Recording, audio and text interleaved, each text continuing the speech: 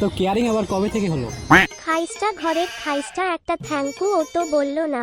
এই শোনো, আমি তোমাকে একটা কথা বলতে চাই। বলো। তুমি আমাকে কতটা ভালোবাসো? কতটা ভালোবাসি জানি না, যদি আমার বুকটা ছিঁড়ে দেখো শুধু তোমার নামটাই দেখতে পাবে।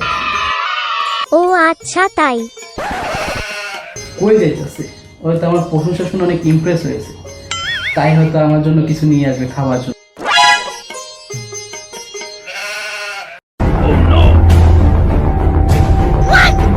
বডি বডি কেন নিয়ে আসছো?